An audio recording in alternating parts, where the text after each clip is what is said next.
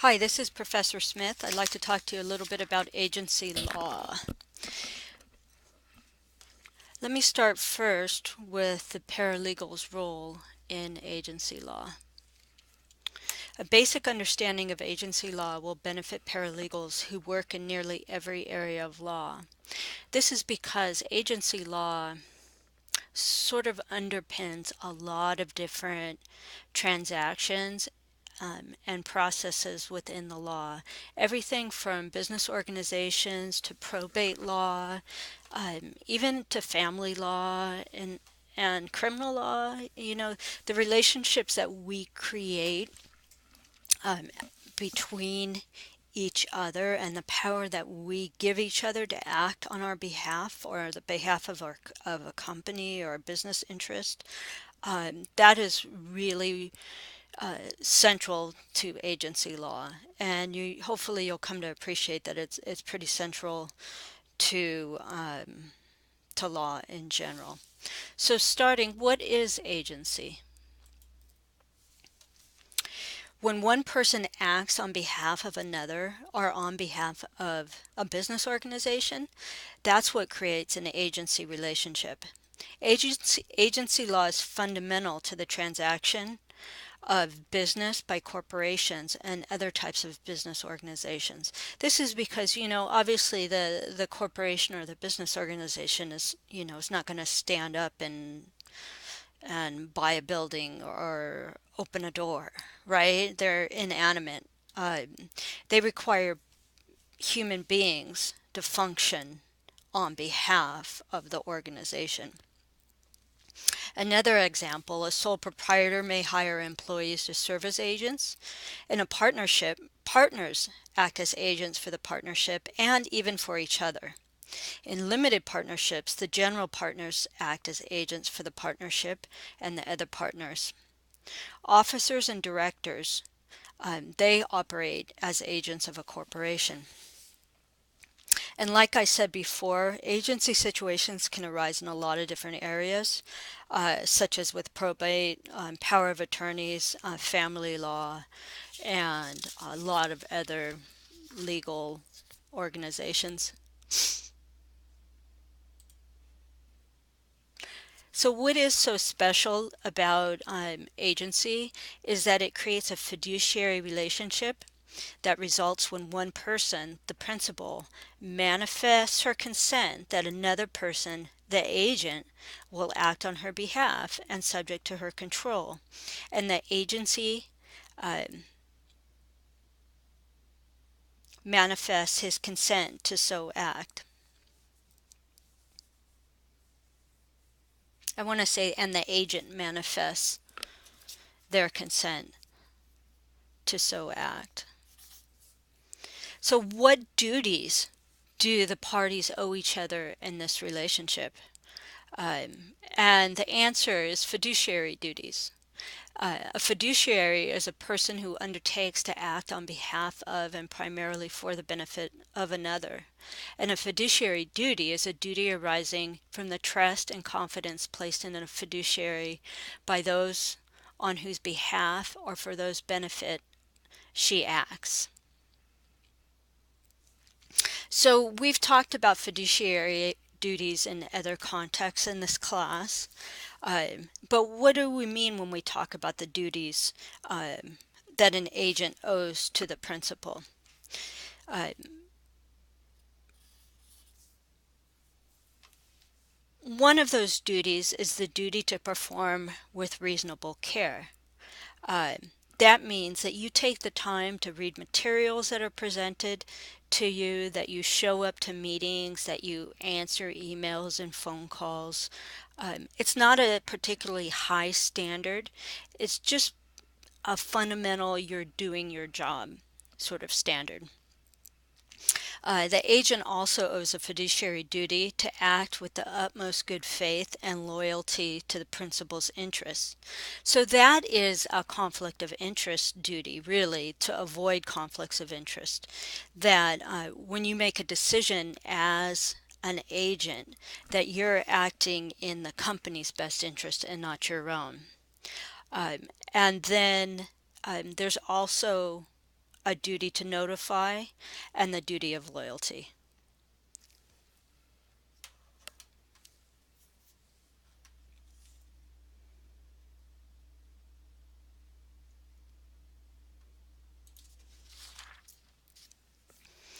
So agency relationships can be begun in a lot of different ways. There's agency by agreement, uh, which I suppose is probably the best sort. When you have an opportunity to look at somebody and say, yeah, I'll act on your behalf, I'll do this, I'll sell this product for you, I'll manage this company for you. And it's an agreement that involves two knowing individuals. There's agency by ratification, and you may see that because the agent starts to operate as an agent on behalf of the principal, and the principal doesn't do anything to stop that or to dissuade anybody who might rely on that to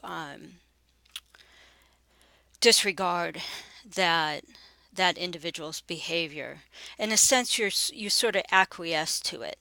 Uh, you've ratified that behavior, and sometimes that's confused um, with agency by estoppel, which looks a lot of the same, but typically by ratification, the board or the business will take some action to adopt that agent's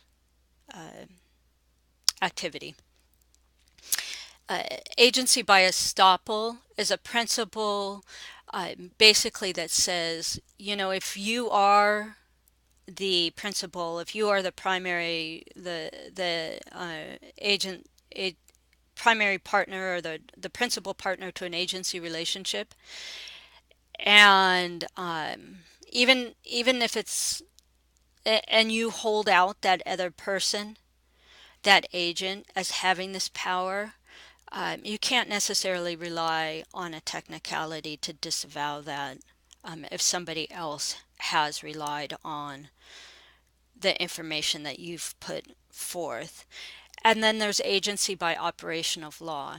And this is what allows emergency room doctors to refer decisions about an unconscious patient or an incapable patient to the spouse or next in kinship relationship to refer decision making power to those individuals. So you might wonder, what is the scope of an agency relationship?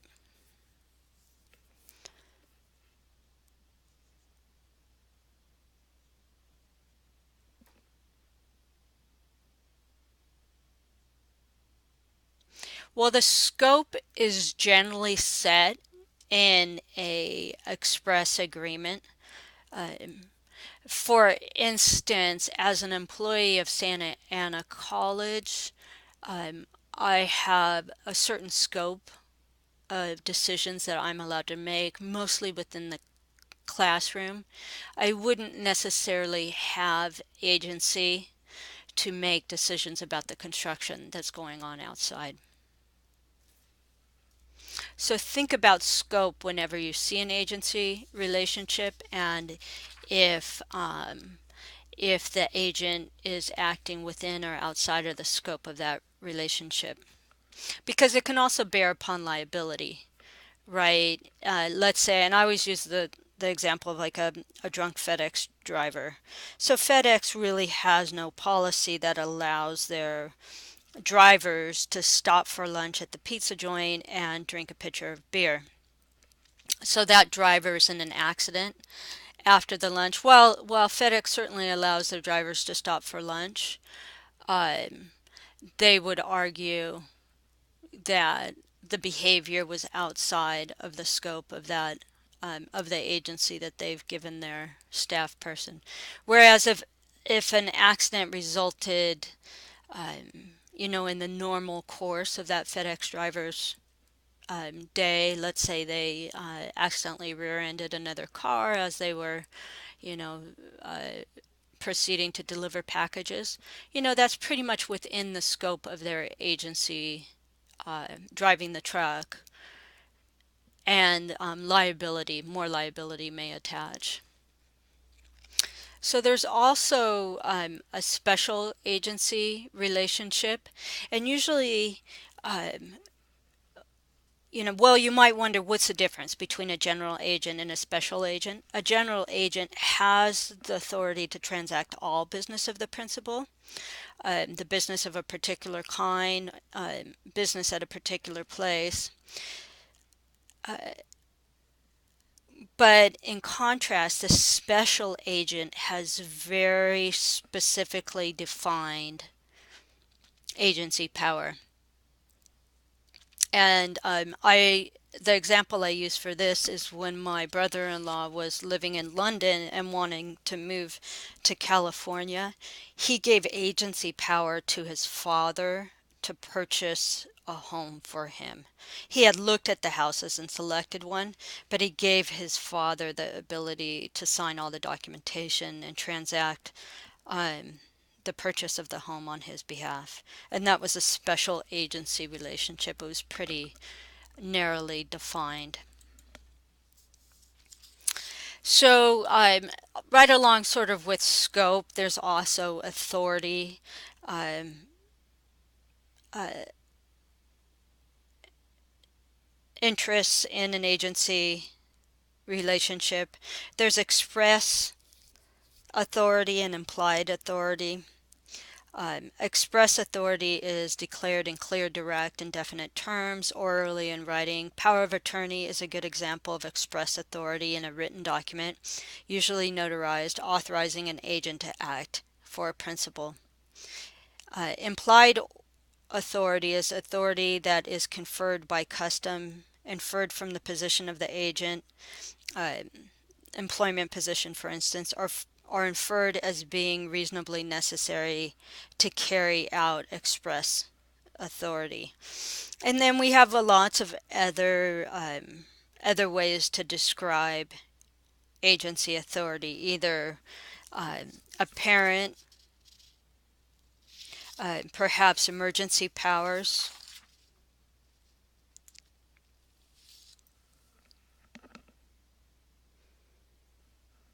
And there's also something called the equal dignity rule, and this is a drafting tip. If a contract being executed by an agent on the principal's behalf is written, most states require that the agent's authority must also be evidenced in writing. Otherwise, the contract executed by the agent is voidable at the principal's option. And so how this practically plays out is that many times a contracting party will request that the agent give them written confirmation of their power to act on behalf of the principal.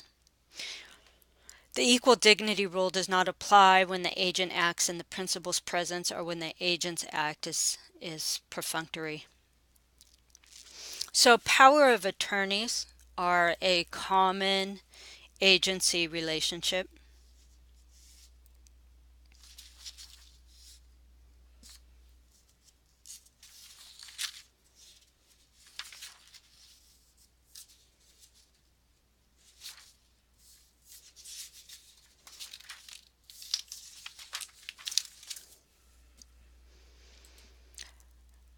These are the elements of an agency relationship.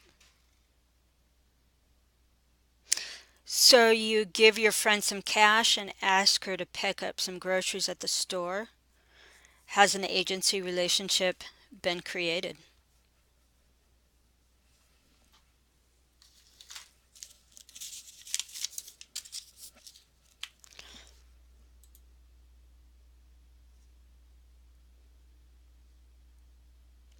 We already spoke a bit about ratification.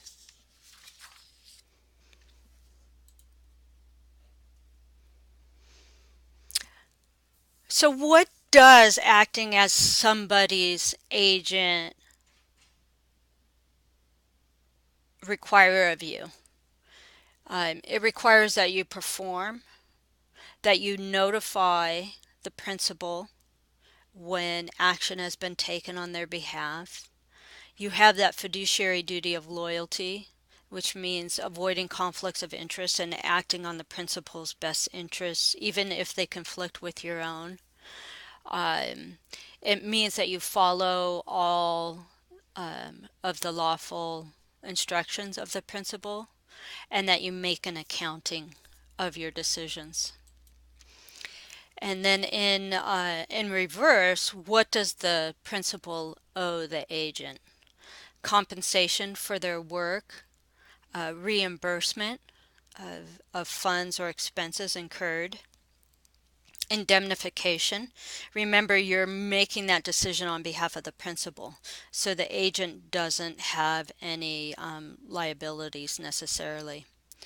And then cooperating with cooperation between the principal and the agent would be another requirement.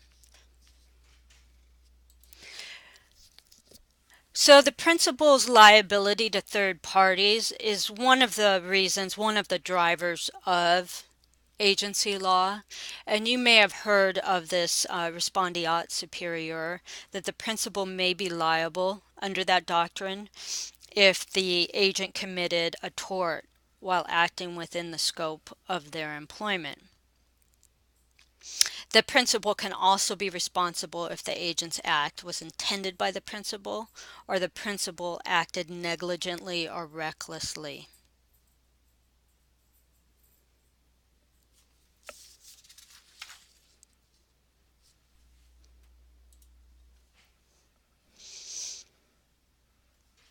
So there are some exceptions to the agent's liability to third parties. For instance, Frolics, my FedEx driver who was drinking on lunch. Presumably FedEx has a rule about not consuming alcohol while on duty or at any point where you might come on duty. The agent in that hypothetical is perhaps engaging on a frolic that the principal would not be liable for. Principals are generally not responsible for the intentional torts of their agents or crimes. Presumably, those torts or crimes are not within the scope of that business.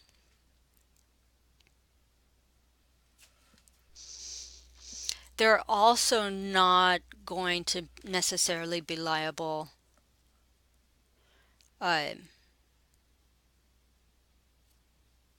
for the unauthorized contracts made outside of that scope of authority. However, conversely, a disclosed or partially disclosed principal is liable to a third party for a contract made by an agent who is acting within the scope of their authority. Think of real estate agents or those people on the phones with buyers during an auction that are bidding in someone else's place.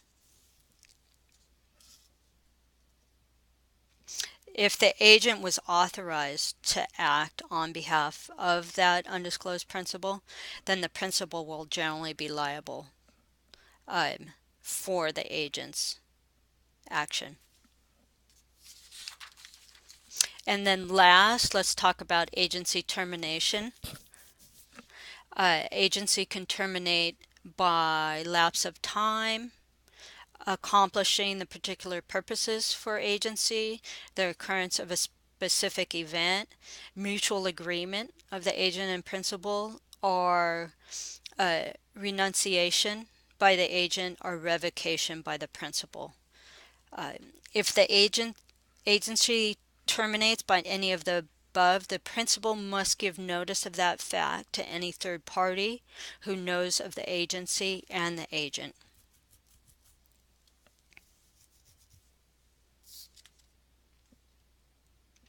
And an important point to remember there as well, if the agent derives their authority from a written agreement, the principal must revoke the agency in writing and show the written revocation to all third parties who saw the written agency agreement. And then agency can also terminate by operation of law, meaning not necessarily acts by the agent or principal, express acts, but as a matter of law, much like in contract, with the death or incompetence of the agent or principal, impossibility of performance, materially changed circumstances, bankruptcy of the principal or agent, or the outbreak of war between the principals country and the agent's country. So I'm going to end this discussion with a couple questions. Thank you.